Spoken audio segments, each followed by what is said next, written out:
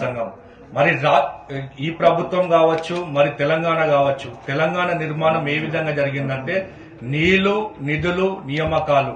అంటే తెలంగాణ మన ప్రత్యేక తెలంగాణ వస్తే మన నియామకాలు వస్తాయి, మన ఉద్యోగాలు వస్తాయి అని చెప్పినందుకు ఎంతో మంది విద్యార్థులు, నిరుద్యోగులు 1200 మంది విద్యార్థులు ఆత్మ బలిదానం చేసుకుంటే తెలంగాణ రాష్ట్రం వచ్చింది. మరి తెలంగాణ రాష్ట్రం వచ్చిన తర్వాత గత ప్రభుత్వం నిరుద్యోగుల పట్ల తీవ్ర నిర్లక్ష్యం చేసింది.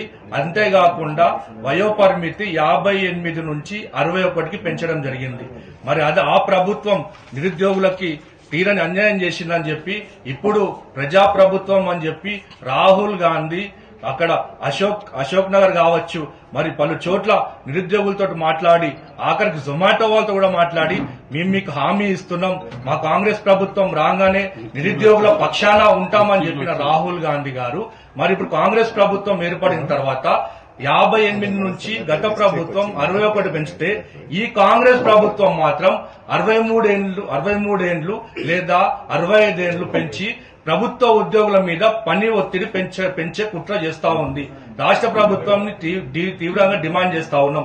60 ఏజ్ దాటితే సీనియర్ సిటిజన్ కింద మనం అనుకోని వాళ్ళకి బస్సులో కావచ్చు, మరి రైల్లో కావచ్చు, ఎక్కడైనా సరే వాళ్ళకి ప్రాధాన్యత కల్పించి మంచి స్థలాలు కేటాయిస్తాం. సీనియర్ సిటిజన్ ఎందుకంటాము, వాళ్ళు 60 ఏళ్లు దాటితే వాళ్ళకి కొంచెం చేత కాదు కాబట్టి మనం సీనియర్ సిటిజన్ కింద బస్సులో మంచి వేకెంట్ సీట్ పెడతాం. అదే 60 ఏళ్లు ఉన్న ఇప్పుడు కండక్టర్ ఏ విధంగా కండక్టర్ ఉద్యోగం చేస్తాడు?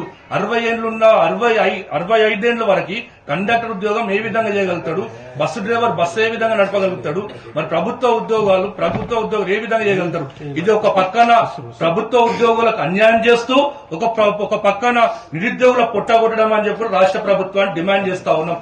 తక్షణమే మీరు ఏదైతే నిరుద్యోగుల పక్షాన ఉంటారని చెప్పినారో మీరు తక్షణమే, ఎందుకంటే గత ప్రభుత్వంలో ఆర్ కృష్ణ గారి నేతృత్వంలో ఎన్నో ముట్టలు, టీఎస్పీఎస్సీ ముట్టడు కావచ్చు, స్కూల్ ఆఫ్ ఎడ్యుకేషన్ ముట్టడు కావచ్చు, అనేకమైన ముట్టలు చేసి గత ప్రభుత్వం గద్దరించడం జరిగింది.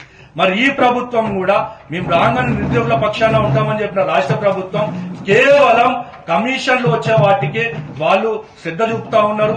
దాటి కోసమే సమయం కేటాయిస్తా ఉన్నారు. ఢిల్లీ ట్రిప్లకు వెళ్తా ఉన్నారు, విదేశీ ట్రిప్లకు వెళ్తా ఉన్నారు. రాష్ట్ర ప్రభుత్వానికి మేము తెలియజేస్తా ఉన్నాం, తక్షణమే నిరుద్యోగుల పక్షాన ఉండి వయో పరిమితి తగ్గించకపోతే మాత్రం ఆర్ కృష్ణ గారి నేతృత్వంలో రాష్ట్రంలో అగ్గి పుట్టిస్తామని కూడా ఈ రాష్ట్ర ప్రభుత్వాన్ని హెచ్చరిస్తా ఉన్నాం. ఎందుకంటే ఈ రోజు ఒక పక్కన స్కాలర్షిప్లు రాక విద్యార్థులు అనేకమైన ఇబ్బందులు ఎదుర్కొంటున్నారు. అకాడమిక్ ఇయర్ పూర్తవడానికి వస్తా ఉంది. కాలేజ్ యాజమాన్యాలు తేల్చి చెప్తా ఉన్నారు, మేము ఫీజు కడితేనే సర్టిఫికెట్లు ఇస్తామని చెప్పి కూడా కాలేజ్ యాజమాన్యాలు తేల్చి చెప్పడంతో ఈ రోజు రాష్ట్రంలో తల్లిదండ్రులు అప్పులు తెచ్చుకొని, ఇల్లులు అమ్ముకొని, ఆస్తులు అమ్ముకొని ఫీజులు కట్టే పరిస్థితి ఈరోజు రాష్ట్రంలో ఉంది. ఈరోజు గురుకుల పాఠశాలలో అయితే మరీ ఘోరంగా ఉంది పరిస్థితి. దాదాపు గురుకుల పాఠశాలలో 50 మంది పైగా విద్యార్థులు చనిపోయారు. 1200 మంది పైగా విద్యార్థులు ఆసుపత్రి పాలయ్యారు.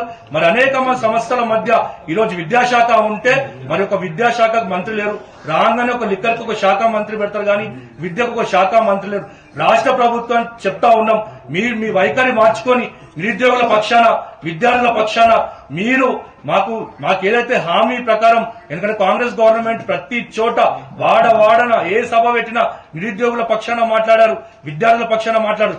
కనీసం ఇప్పుడు విద్యార్థుల పక్షాన మాట్లాడలేరు, నిరుద్యోగుల పక్షాన మాట్లాడతలేరు. జాబ్ క్యాలెండర్ అని చెప్పి జాబ్ క్యాలెండర్ గురించి ఏదో మాట్లాడుతా ఉన్నారు. మీరు జాబ్ క్యాలెండర్ గురించి మాట్లాడతారు, కేవలం జాబ్ షెడ్యూల్ మాత్రమే చెప్తారు. కానీ ఏ శాఖలు ఎన్ని ఖాళీ ఉన్నాయి, ఎప్పుడు మీ శాఖలు భర్తీ చేస్తారు, ఏ శాఖలు ఎన్ని ఖాళీ ఉన్నాయి, ఎప్పుడు చేస్తారో క్లారిటీ చెప్పకుండా కేవలం కమిషన్ల మీద కకృతిపడి డిప్యూటీ సీఎం ఇంకోటి బల్లు బట్టి విక్రమార్క గారిని బర్తరఫ్ చేయాల్సిందిగా రాష్ట్ర ప్రభుత్వం డిమాండ్ చేస్తా ఉన్నాం. ఎందుకంటే బల్లు బట్టి విక్రమార్క గారు ఫైనాన్స్ వాళ్ళ దగ్గర పెట్టుకుని కేవలం కమిషన్లు వచ్చే వాటికే వాళ్ళు నిధులు కేటాయిస్తారు. కమిషన్లు వచ్చే వాటికే వాళ్ళు కార్లు ఆపించుకొని రెడ్ కార్పెట్ కలుస్తా ఉన్నారు.